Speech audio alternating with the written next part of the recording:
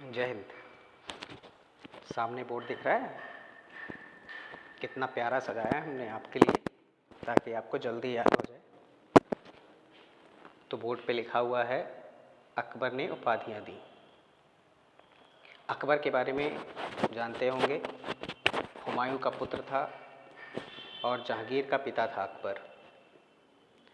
अकबर मुगल वंश में था और उसके दरबार में नवरत्न हुआ करते थे। जैसे कि प्राचीन भारत में चंद्रगुप्त द्वितीय, विक्रमादित्य, उसके दरबार में नवरत्न हुआ करते थे, ऐसे ही अकबर के दरबार में नवरत्न हुआ करते थे। तो अकबर ने बहुत से लोगों को उपाधियाँ दी जो आपके लिए महत्वपूर्ण हैं। उन उपाधियों के बारे में मैंने बोर्ड पे लिखा है और आप इसे याद करना चाहें तो देख के याद कर सकते हैं, नोट डाउन करना चाहें तो नोट डाउन कर सकते हैं। जैसे अकबर ने खान खाना की उपाधि किसे दी? तो अब्दुल रहीम का नाम सुना आपने? अब्दुल रहीम खान खाना कहा जाता। बैरम खां के पुत्र थे। अकबर ने इनको खान खाना की उपाधि दी थी। ये देखिए सीरी कलम, सीरी कलम जो थी उपाधि, वो अब्दुल समद जो था उसे अकबर ने दी थी। ऐसे ही कलम से जुड़ा हुआ देखिए जड़ी कलम। जड़ी कलम की बात कहेगा तो मोहम्मद हुसैन कश्मीरी थे जिनको ये उपाधि दी गई थी अकबर के द्वारा। महापात्र, अकबर ने महापात्र किसे कहा था? तो महापात्र की जब बात आती है तो ये उपाधि हो जाएगी किसके पास? नरहर दास के पास हो जाएगी। किसके पास? नरहर दास। यदि आप तुलसीदास को जानते हैं तो आप नरहर दास को भी जानते होंगे, क्योंकि तुलसीदास के गुरु जो थे वो नरहर दास थे। तो महापात्र की उपाधि नरहर दास को दी गई है।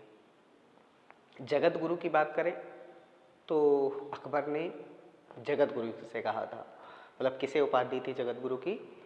तो जैन हरविजय सूरी थे, क्योंकि अकबर जो था सभी धर्मों को इबादत खाने में बुलाया करता था। फतेहपुर सीकरी तो जानते होंगे ना, फतेहपुर सीकरी की स्थापना की थी उसने, बुलंद दरवाजा भी बनवाया था, इबादत खाने की भी स्थापना कराई थी और सभी धर्म के लोगों से वो विचार विमर्श करता था अकबर। हालांकि अनपढ़ था वो, लेकिन जिज्ञासु था, सभी धर्म के लोगों से बात किया करता था। तो ऐसे ही जैन हरविजय जो सूरी थे, इनकी बातों को प्रभावित होकर के उसने इनको जगत गुरु की उपाधि दी थी।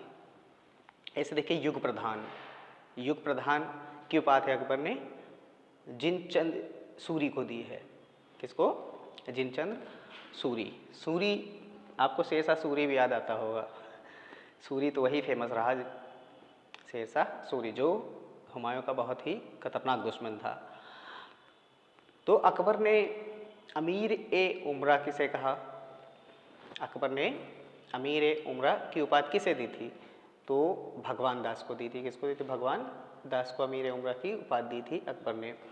भला हो ना कि अनुच्छेद 18 उपाधियों का अंत कर दिया गया है। सिच और सेना को छोड़ के कितनी सारी उपाधियां हो जाती हैं अगर उसे अंत ना किया गया होता अनुच्छेद 18 के द्वारा।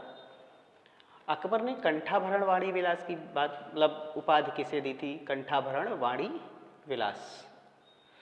तो ये उपाधि दी थी अकबर ने किसको? मियाँ तानसेन को। तो मियाँ तानसेन कह के याद करेंगे तो ध्यान रखिएगा, इनडायरेक्टली आप क्या याद रख लें कि अकबर ने ही कंठाभरण वाणी विलास के साथ साथ मियाँ की उपाधि भी किसे दी थी? तानसेन को। तो आप मियाँ तानसेन कहें, अच्छा रहेगा याद रखने के लिए। अकबर ने कवि प्रिय किसे कहा था? अकबर ने कवि प्रिय किसे कहा था? तो कवि प्रिय कविराय बीरबल को कहा था। किसे कहा था? बीरबल को कहा था। ऐसे ही आप याद रखेंगे गुप्त वंश में समुद्रगुप्त था जो वीणा बजाने में निपुण था, उसे कविराज कहा जाता था। किसे कहेंगे? समुद्रगुप्त, जो जिसे भारत का नेपोलियन कहते हैं उसे ही कविराज कहा जाता है। लेकिन यहाँ पर अकबर क्या कह रहा है? किसे कवि प्रिय कह रहा है, कविराय कह रहा है। किसे कह रहा है? बीरबल को।